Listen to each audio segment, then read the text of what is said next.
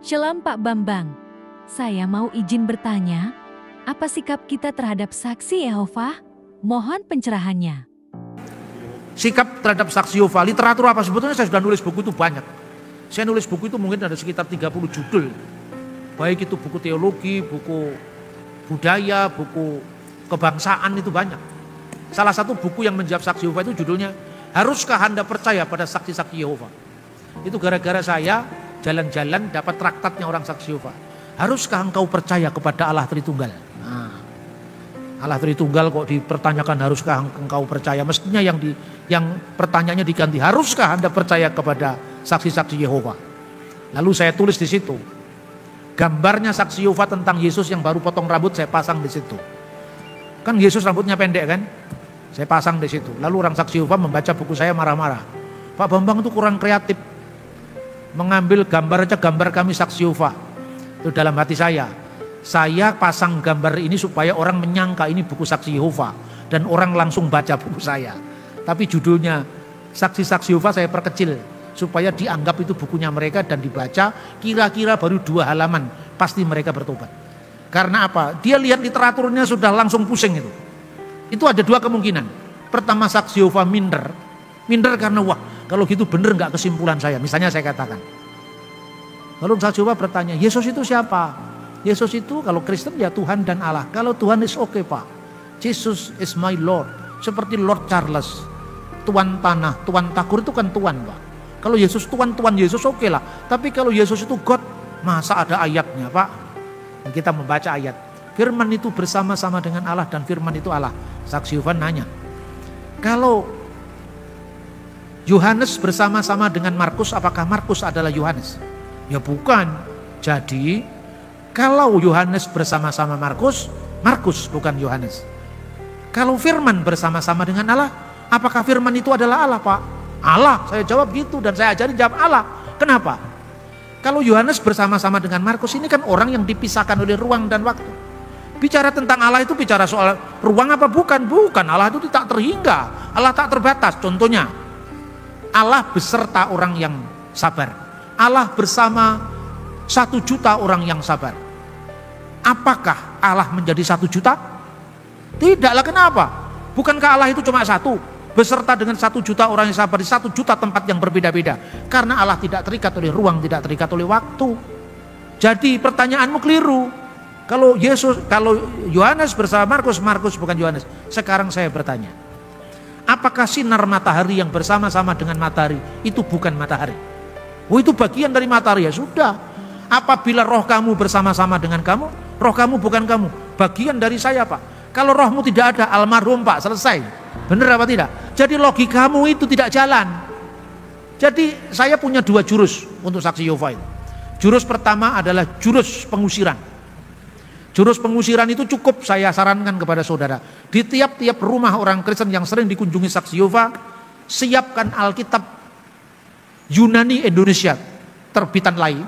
Dan satunya lagi Ibrani Indonesia terbitan lain. Tidak usah beli jauh-jauh, beli di lembaga Alkitab. Taruh di ruang tamu. Nanti kalau saksi Yehova mengajak diskusi tentang gramatika Yohanes pasal 1 ayat 1, dia mengatakan, jadi Pak, kalau Yohanes bersama-sama dengan Markuskah Yohanes Pak? Biasanya Kristen yang bingung. Ya mestinya bukan ya. Ya kalau gitu firman bersama-sama dengan Allah. Firman Allah apa bukan Pak? Allah, bukan dong. Tapi ayatnya kan firman itu adalah Allah. Terus dia keluarkan kitabnya. Kitab suci terjemahan dunia baru. Nah ini Bapak lihat ini.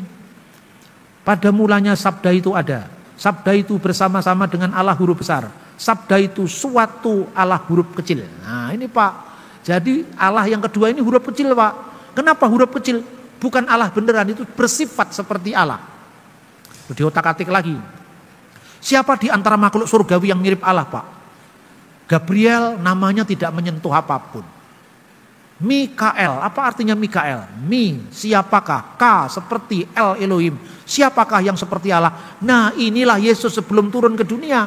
Dia adalah malaikat Mikael. Itu kan di otak-atik asal cocok toh. Terus saya tanya gini, saya juga punya Mikael, siapakah seperti Allah? Sekarang saya bandingkan bahasa Indonesia. Cantik itu menarik, cocok enggak? Oh, cocok Pak, setiap orang cantik itu menarik untuk dipandang mata. Ya, menarik itu artinya juga menyeret. Cocok Pak, jadi cantik artinya menyeret. Enggak begitu Pak, lah itu logikamu. Salah itu logikamu. Nah itu latihan seperti itu. Kalau Anda tidak cukup untuk melakukan argumentasi secara teologis, cukup. Kenapa kamu terjemahkan firman itu suatu Allah huruf kecil? Begini Pak, di teks bahasa aslinya, kata yang diterjemahkan dengan Allah itu, kalau firman bersama-sama dengan Allah itu pakai kata sandang tetap. Tapi untuk firman adalah Allah tanpa kata sandang tetap. Coba sekarang kalau jemaat biasa diajak ngomong begitu, kira-kira nyambung apa tidak? Kan kelihatannya saksi Yehova ini paling pinter kan? Enggak, itu hanya ilmu yang dihafal. Makanya saya tunjukkan ini Alkitab bahasa Yunani, Indonesia Anda taruh di ruang tamu. Ketika dalam bahasa aslinya Pak, itu tidak ada kata sandang, langsung kamu buka. Tolong dianalisis teks aslinya, ini dalam bahasa Yunani, pasti dia pamitan. Itulah jurus pengusiran. Ya, tapi kalau jurus penobatan ajak cerita tadi.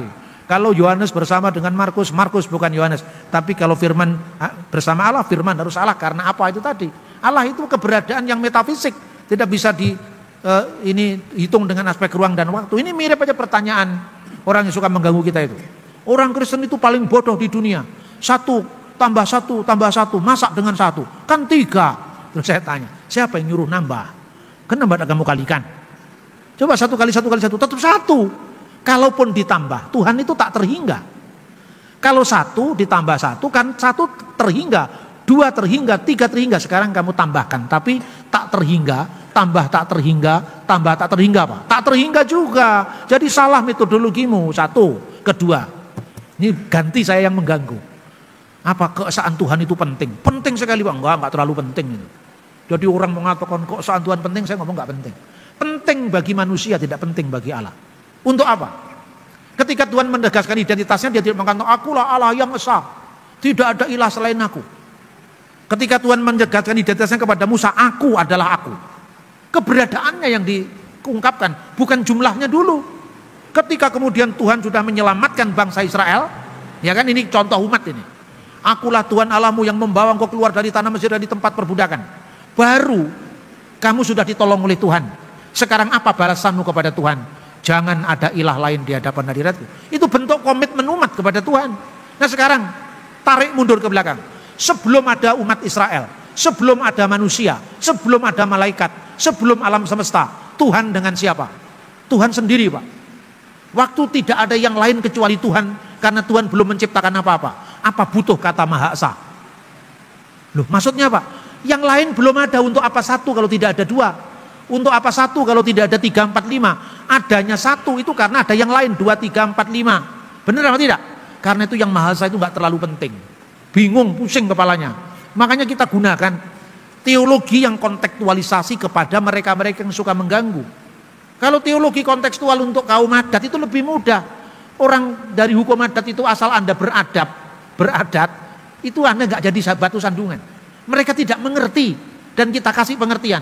Tapi yang menjadi sulit adalah orang yang sok mengerti, ini yang jadi masalah. Ini harus ada metodologi sendiri. Minta maaf yang sebenarnya harus saya katakan. Banyak sekolah-sekolah seminari belum berpikir terobosan ini.